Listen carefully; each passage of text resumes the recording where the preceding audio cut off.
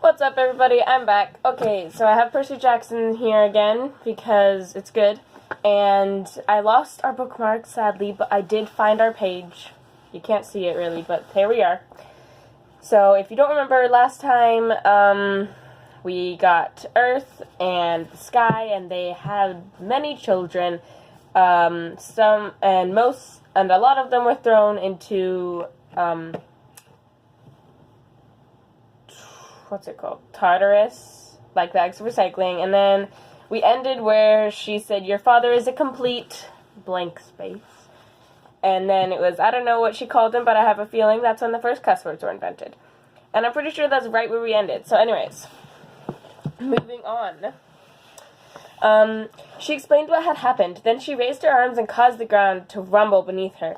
She summoned the hardest substance she could find from her earthy domain, shaped it with her anger, and created the first weapon ever made, a curved iron blade about 3 feet long. She fixed it to a wooden handle made from a nearby tree branch, then showed her invention to the Titans.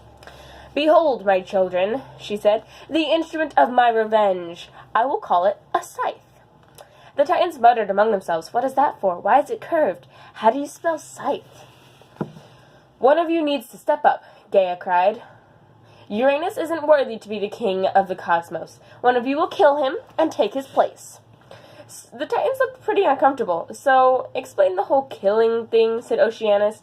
He was the oldest Titan boy, but he mostly hung out in the far reaches of the sea with the premortal water god whom he called Uncle Pontus. "What does it mean to kill?" "She wants us to exterminate our dad," Themis guessed. She was one of the smartest girls, and she immediately got the concept of punishing someone for a crime, like make him not exist anymore. "Is that even possible?" said her sister Rhea. "I thought we were all immortal." Gaia snarled in frustration. "Don't be cowards. It's very simple. You take this sharp, pointy blade, and you cut your dad into small pieces so he can't bother us again. Whichever of you does this will be the ruler of the universe. Also, I will make you those cookies you used to like with the sprinkles." Now, in modern times, we have a word for this sort of behavior. We call it psycho. Back then, the rules of behavior were a lot looser. Maybe you'll feel better about your own relatives knowing that the first family in creation was also the first dysfunctional family. The Titans started mumbling and pointing to each other like, "Hey, you'd be good at killing Dad." No, I think you should do it." "I'd love to kill Dad, honestly, but I've got this thing I have to do, so I'll do it," said a voice from the back. The youngest of the 12 shouldered his way forward. Kronos was smaller than his brothers and sisters. He wasn't the smartest or the strongest or the fastest, but he was the most power-hungry. I suppose when you're the youngest of 12 kids, you're always looking for ways to stand out and get noticed. The youngest Titan loved the idea of taking over the world, especially if it meant being the boss of all his siblings. The offer of cookies with sprinkles didn't hurt either. I understand this kid, because I was the youngest for 12 years, and I really liked making myself known. There were weird ways of doing that. Also, I had no style, and I still don't. I kind of just wear whatever I want. And it makes me stand out. I also had to choose an instrument that, nobody played to make myself important, right? Yes. Okay, anyways. Kronos stood about 9 feet tall, which was runty for a Titan. He didn't look as dangerous as some of his brothers, but the kid was crafty. He'd already gotten the nickname the Crooked One among his siblings because he would fight dirty in their wrestling matches, and was never where you expected him to be. He had his mother's smile and dark curly hair. He had his father's cruelty. When he looked at you, you could never tell if he was about to punch you or tell you a joke. His beard was kind of unnerving, too. He was young for a beard, but he'd already started growing his whiskers into a single spike that jutted from his chin like the beak of a raven. That would be kind of disgusting. Anyways, when Kronos saw the scythe, his eyes gleamed. He wanted that iron blade. Alone among his siblings, he understood how much damage it could cause. And as for killing his dad, why not? Uranus barely noticed him, neither did Gaia for that matter. His parents probably didn't even know his name.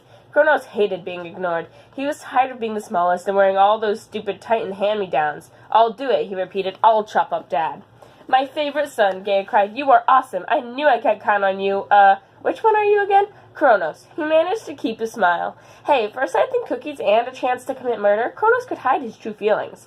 "I will be honored to kill for you, Mother, but we'll have to do it my way. First, I want to trick Uranus into visiting you. Tell him you're sorry. Tell him it's your fault, and you're going to cook him a fancy dinner to apologize. Just get him here tonight and act like you still love him." Ugh, Gaia gagged. "Are you crazy?" "Just pretend," Kronos insisted. "Once he's in human form and sitting next to you, I'll jump out and attack him, but I'll need some help." He turned to his siblings, who were all suddenly very interested in their own feat. "Look, guys," said Kronos, "if this goes bad, Uranus is going to take revenge on all of us. We can't have any mistakes. I'll need 4 of you to hold him down and make sure he doesn't escape back into the sky before I finish killing him." Sounds pretty crazy. The others were silent. They were probably trying to picture their shrimpy little brother Kronos taking on their huge violent dad, and they weren't liking the odds. "Oh, come on," Kronos chided. "I'll do the actual slicing and dicing. 4 of you just need to hold him. When I'm king, I'll reward those 4. I'll give them each a corner of the earth to rule, north, south, east, and west. One-time offer, who's with me?" The girls were too wise to get involved in murder. They made their excuses and quickly left. The oldest son, Oceanus, chewed his thumb nervously. "I have to get back to the sea for some, aquatic stuff. Sorry." That only left 4 of Kronos' brothers: Koios, Iapetus, Krios, and Hyperion.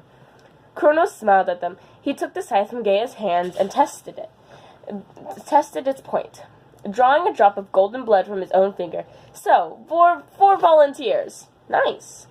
Iapetus cleared his throat. Actually, Hyperion jabbed Iapetus with the elbow. "We're in, Kronos," he promised. "You can count on us." "Excellent," Kronos said, which was the first time an evil genius ever said excellent. He told them the plan. That night, amazingly, Uranus showed up. He wandered into the valley where he usually met Gaia and frowned when he saw the sumptuous dinner laid out on the table. "I got your note. Are you serious about making up?" "Absolutely." Gaia was dressed in her best green sleeveless dress. Her curly hair was braided with jewels, which were easy for her to get, being the earth.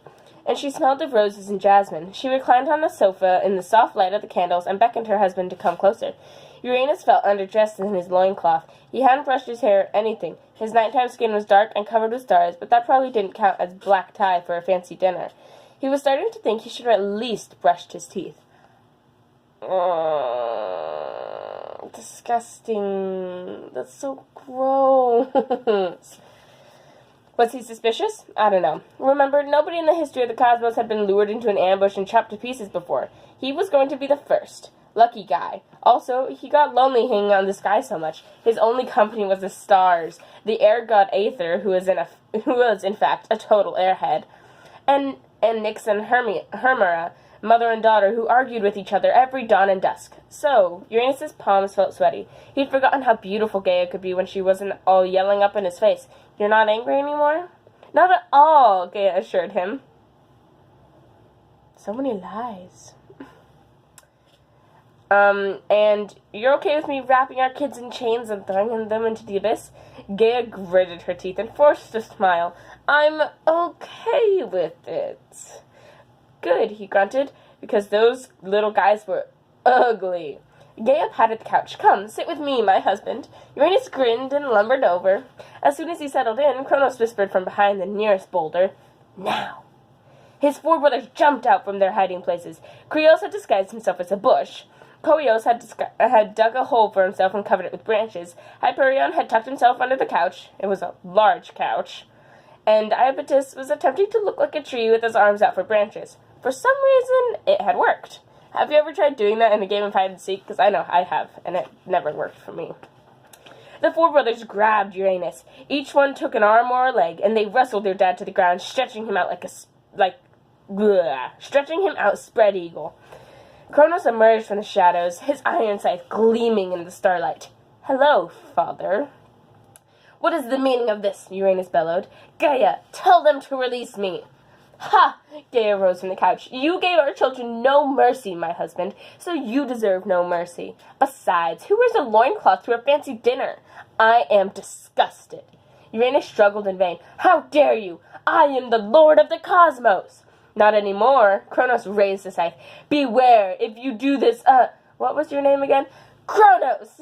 "If you do this, Kronos," said Uranus, "I will curse you. Someday, your own children will destroy you and take your throne, just as you are doing to me." Kronos laughed. "Let them try." He brought down the scythe. It hit Uranus right in the...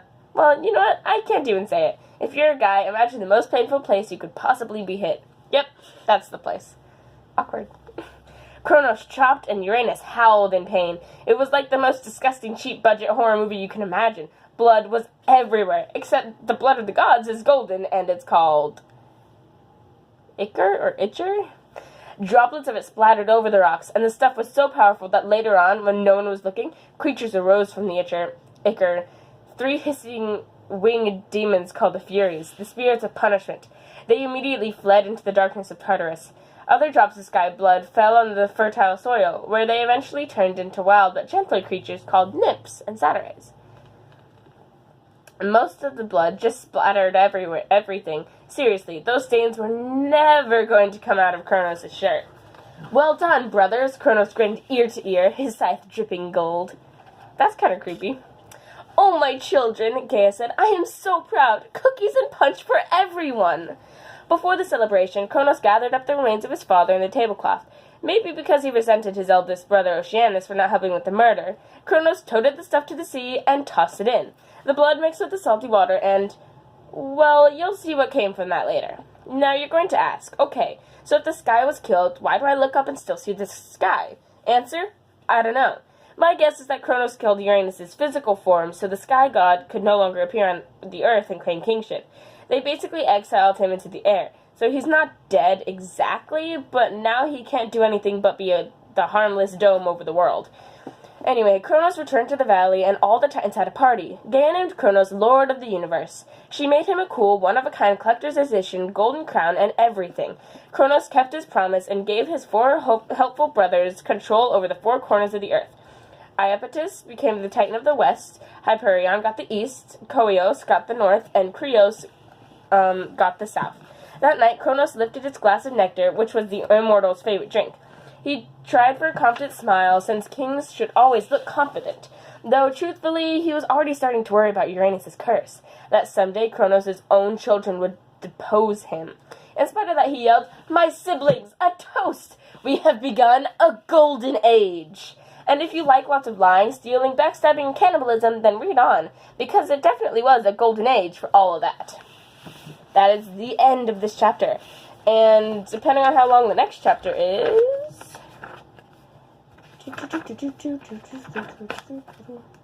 Oh my gosh. I'm pretty sure this is going to be too long. Yeah, that's 15 to 38. I think we're going to split that in half. Anyways, it's called The Golden Age of Cannibalism. And that'll be lots of fun. Let me get a new random piece of paper. Look, it's an origami square. Okay, we're using that. And there we go.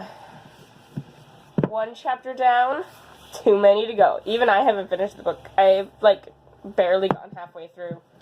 Right now, I'm on Zeus's chapter. I wonder what comes after Zeus, though. Because, seriously?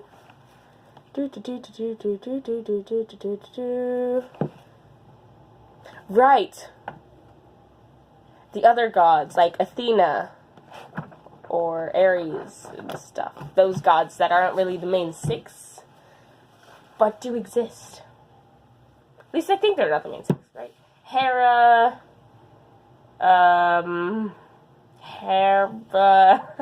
okay, I know the other ones. I think Demeter and another one.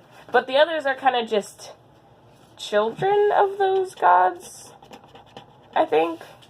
I'm not 100% sure. Anyways, that was fun, right? Okay, and then for the next video, I'll either be doing another song on the ukulele, because there was one about orange jello, or I will be reading from Aesop's Fables. And we're going to be doing probably 2 more of those. So, that'll be fun. Excuse me. Okay, and I will see you all next video. Goodbye!